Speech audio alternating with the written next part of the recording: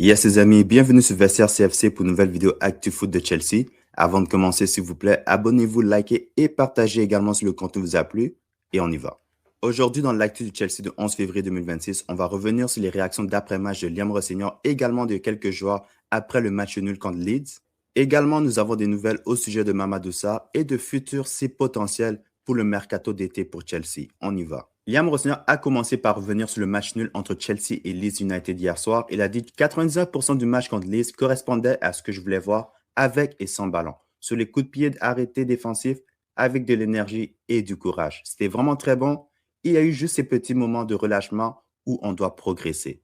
C'était vraiment un bon match, un bon plan de match et les joueurs, ils ont bien joué pendant presque la majorité du match, mais les 6 minutes de manque de concentration ont clairement coûté Chelsea hier. Également, on a posé la question à Liam Rossignol par rapport à sa charnière centrale qui a encore changé hier contre Leeds. Donc hier, c'était Achepong et Chalobah qui étaient les deux défenseurs centraux. Il a dit concernant West, il a eu des problèmes de blessure et je veux m'assurer qu'il ne se blesse pas à nouveau.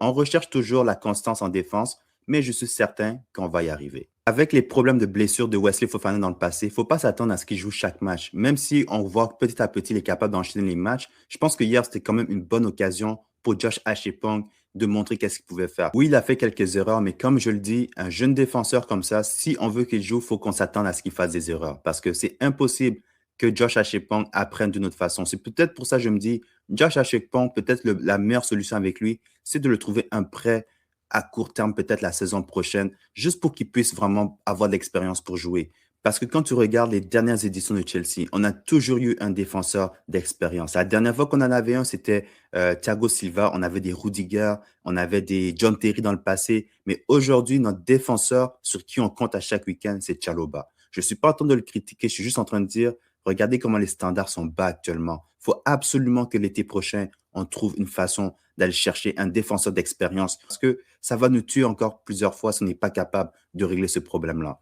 On a d'ailleurs demandé à Rossignol s'il compte faire tourner contre Hull City. Il a dit c'est un match difficile contre Hull. Je vais faire une belle performance dans cette compétition. Je ne vois aucune différence entre la Première Ligue ou la Ligue des Champions. Nous irons avec une équipe capable de gagner. Nous allons le prendre au sérieux. Donc demain, le vidéo de l'avant-match entre Chelsea et Hull City va être disponible. On va discuter du 11 de départ potentiel. Également, je vais donner mon score de prédiction pour le match de FA Cup. Également, on a des nouvelles au sujet de Marco Cucurella qui est sorti hier à la mi-temps contre Leeds United avec des blessures au iso-jambier.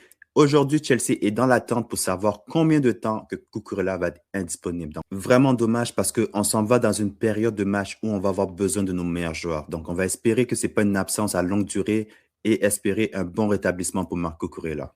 De son côté, Rich James, qui n'a pas joué depuis West Ham, était de retour à l'entraînement. Donc, très bonne nouvelle de revoir le capitaine de Chelsea déjà de retour à l'entraînement.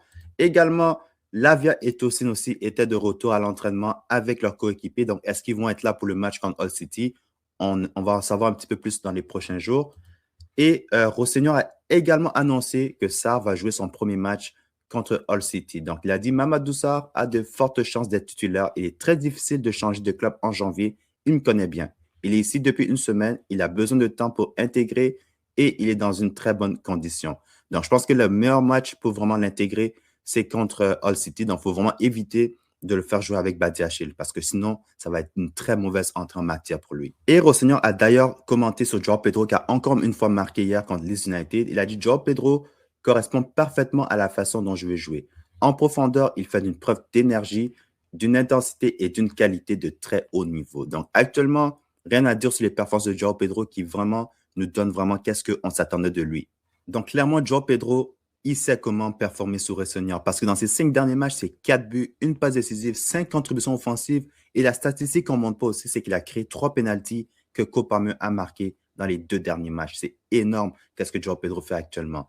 Et maintenant, cette saison, avec son but marqué hier, ça fait 10 buts maintenant en Première Ligue, ce qui fait qu'il a égalisé son plus haut total qu'il avait fait avec Brighton il y a quelques saisons. João Pedro a donné son opinion après le match. Il a dit, bien sûr, c'est une occasion manquée. Pas seulement aujourd'hui, nous avons aussi perdu des matchs à domicile lors de d'autres matchs. Nous avons eu beaucoup d'occasions. La deuxième mi-temps a bien commencé. Il nous faut plus de régularité. Nous ne pouvons pas nous permettre de perdre des points comme ça. Parce que, comme je le dis, Chelsea, c'est l'équipe qui a perdu le plus de points cette saison en étant dans une situation gagnante. C'est énorme. Et il a rajouté, nous devons être plus réguliers et concentrés pour tuer le match demain, en parlant d'aujourd'hui, nous devrons analyser notre jeu et progresser. Je vous dis, ce match-là, en première mi-temps, on aurait dû retourner au vestiaire avec au moins une avance de 2-0. Le 1-0 n'était pas suffisant, mais malgré ça, on a quand même réussi à marquer 2 buts, mais pas sortir là avec les 3 points. Donc, il faut vraiment garder notre concentration les prochaines fois. Également, João Pedro est revenu sur sa forme actuellement. Il a dit, j'essaie de m'améliorer à chaque jour à l'entraînement. Je monte sur le terrain ce dont je suis capable, mais j'ai encore beaucoup de marge de progression. Donc, dis-moi dans les commentaires, selon vous, quelle est la raison des belles performances de João Pedro ces derniers matchs? Également, malgré le gros raté de Palmer à la fin du match contre Leeds, il faut mentionner quand même que lors des 2 derniers matchs, il a 5 contributions offensives et sur les 6, il en a 8. Donc, petit à petit, Cole Palmer retrouve la forme. Donc, c'est de bonnes nouvelles pour la suite de la saison. Prochaine nouvelle, donc Sky Bet a sorti récemment les dernières équipes de Premier League à avoir remporté 5 matchs consécutifs. Donc, la dernière équipe à l'avoir fait actuellement en Premier League, c'est Chelsea il y a 11 jours. Encore une fois, Arsenal, ils sont deuxièmes. Donc, eux, ils sont vraiment les éternels deuxièmes. Peu importe où tu les places, ils finissent toujours deuxièmes. Et tu as Manchester United qui sont à 724 jours. Donc, on le sait actuellement, il y a le fan de Manchester United qui a décidé, il ne se coupe pas les cheveux tant que Manchester United ne gagne pas 5 matchs. Hier, United avait l'occasion de gagner 5 matchs de suite. Et évidemment, ils n'ont pas gagné, ils ont fait nul. Donc, ils recommencent à zéro. Donc, vraiment, ce gars-là, bonne chance pour lui. Je ne pense pas qu'il va se couper les cheveux de sitôt. Prime a dévoilé la liste de la moyenne d'âge de chaque équipe et Chelsea est l'équipe la plus jeune avec une moyenne de 23,4 ans. Mais clairement, quand même être capable d'être dans le top 5 avec l'équipe la plus jeune, tu vois que le potentiel est là. Donc, c'est pour ça que je dis, on n'est pas loin vraiment de compétitionner. Parce que si on est capable d'aller rajouter des joueurs d'expérience aux joueurs qu'on a déjà, je pense qu'on peut vraiment compétitionner très, très bientôt. Donc, il faut vraiment qu'on soit capable de régler ce problème-là l'été prochain. Prochaine nouvelle. Donc, les gars, il faut parler de Moises Caicedo. Malheureusement, ça ne me fait pas plaisir de parler de ça, mais il faut parler de l'indiscipline de Moises Caicedo. Parce que là, actuellement, il est à 2 cartons jaunes de suspension de 2 matchs en Première Ligue. Parce qu'il a déjà récolté 8 cartons jaunes cette saison en Première Ligue. C'est incroyable. Donc, les 5 prochains matchs qu'on a, c'est Burnley, Arsenal, Aston Villa, Newcastle, Everton et Manchester City. Parce que honnêtement, j'aime bien Caicedo, mais depuis le carton rouge contre Arsenal, j'ai l'impression que son indiscipline a pris une autre dimension. Parce que là, il est juste à 2 cartons jaunes d'avoir une suspension de 2 matchs. Combien de fois il a été suspendu cette année à cause de l'accumulation des cartons jaunes ou des cartons rouges? J'aime bien Caicedo, j'aime bien l'intensité qu'il apporte, mais il faut qu'il apprenne à choisir ses moments. Parce que là, quand tu regardes les prochains matchs, honnêtement, est-ce que vous pensez qu'il ne va pas prendre de carton jaune? Parce que même hier, je pensais qu'il n'avait pas pris de carton jaune, mais il a pris un carton jaune contre Leeds. Donc là, c'est presque certain à 90% qu'il va prendre un jaune dans un de ces matchs-là. Donc si je suis Rossegna, peut-être que je l'assois contre Burnley parce que c'est plus important de l'avoir disponible contre Arsenal et Aston Villa. Donc là, moi, je pense que Caicedo, il faut trouver une solution pour lui. Et actuellement, en ligne, il y a quand même beaucoup de critiques sur Moises Caicedo, avec raison, parce que ses performances ces derniers matchs, ce n'est pas suffisant pour un joueur du niveau de Caicedo. Mais ce que je ne vais pas accepter, c'est que les fans vont faire semblant comme si ce gars-là ne nous a pas sauvés plusieurs fois. Parce que d'après moi, le problème, c'est que Caicedo a besoin de se reposer. Il a besoin de passer un peu de temps sur le banc. Mais actuellement, avec notre situation au milieu de terrain, avec Lavia et Isugu qui sont toujours blessés, c'est pour ça qu'on voit ce genre de performance de Caicedo. D'après moi, ce n'est pas un manque de qualité. C'est vraiment peut-être qu'il est fatigué de devoir toujours jouer à chaque match. Donc, je pense qu'il faut lui donner un peu de répit à Caicedo parce que d'après moi, il va retrouver son niveau d'ici quelques matchs. Donc, dis-moi dans les commentaires, est-ce que les dernières performances de Moises Caicedo vous inquiètent ou bien vous êtes serein qu'il va retrouver son niveau dans quelques matchs? Prochaine nouvelle, donc Chelsea s'intéresse depuis longtemps à Adam Wharton et s'est récemment renseigné sur Elliot Anderson. Chelsea entretient de très bonnes relations avec Palace et Nottingham Forest, donc affaire à suivre pendant le mercato d'été. Donc je sais que Chelsea vont à la recherche d'un milieu de terrain l'été prochain, tout dépendant également de Romeo Lavia et de ses blessures, mais je pense que Chelsea va vraiment chercher à se renforcer au milieu de terrain. Et je pense que Elliot Anderson, d'après moi, c'est la meilleure option.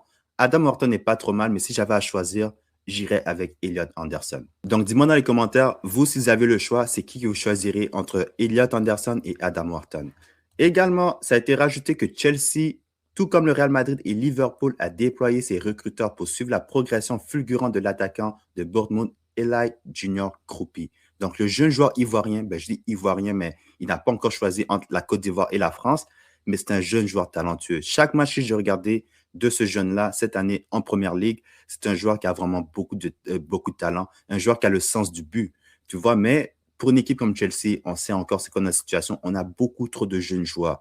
Si on est capable d'aller chercher des joueurs d'expérience et d'aller chercher des joueurs comme ça par la suite, j'ai aucun problème. Mais actuellement, dans notre situation, on a besoin d'attaquants établis. Je ne dis même pas des attaquants de 30 ans et plus, juste un attaquant qui a une expérience du côté de la première ligue. C'est tout ce que je demande. En parlant d'attaquants qui a une expérience en première ligue, Julian Alvarez ne figure pas parmi les joueurs que Chelsea cible pour l'été. Surprise, surprise. Chelsea s'attend à un été chargé avec des renforts au milieu et en attaque.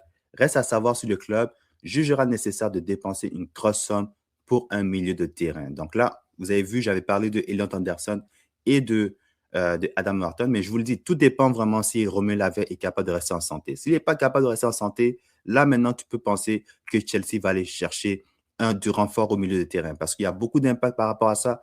On voit par exemple Moses Caicedo récemment, il joue trop de matchs, donc on a vraiment besoin de renfort et un renfort qui nous permet de garder une certaine stabilité. On n'a pas besoin d'un autre milieu de terrain jeune qui a encore un manque d'expérience et quand on fait des remplacements, tu vois la chute de niveau. C'est absolument ça qu'il faut éviter parce que c'est ça qui se passe actuellement sur le côté gauche ou bien sur nos ailes actuellement. Mais c'est clairement pas une surprise de voir ce genre de message-là. Même s'il y a quelques jours, on voyait déjà des rumeurs comme quoi que Chelsea négociait en secret pour Alvarez et tout. Quand tu regardes le salaire de Alvarez à Atlético Madrid, je me dis que Chelsea, ils pourront pas compétitionner avec les autres équipes qui vont lui donner un petit peu plus. Parce qu'on sait c'est quoi la structure salariale de Chelsea. Ils vont pas dépenser un certain montant. Et Alvarez, je pense que Chelsea ne seront pas prêts à payer le montant que les autres clubs vont payer pour ce joueur-là. Donc, c'est dommage. C'est dommage parce que, encore une fois, la structure salariale nous empêche d'avoir un bon joueur.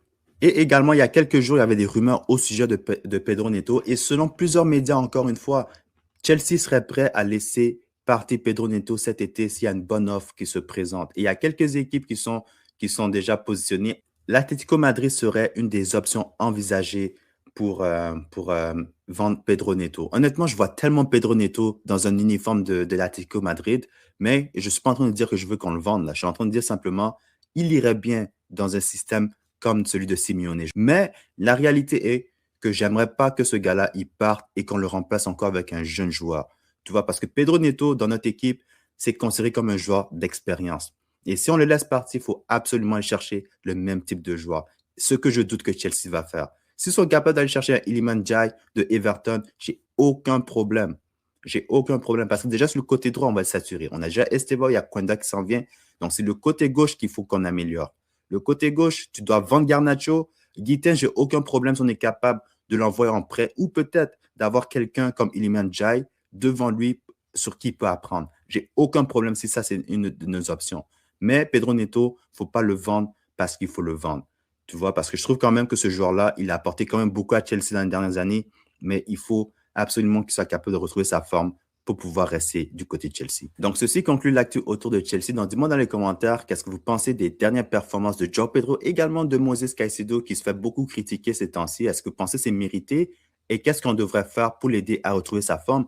Également, j'aimerais vos commentaires au sujet des dernières informations sur Chelsea qui cherche un milieu de terrain, donc Adam Wharton ou Elliot Anderson. Abonnez-vous, likez, partagez et on se retrouve dans un nouveau vidéo demain pour l'avant-match entre Chelsea et Hull City. On y va.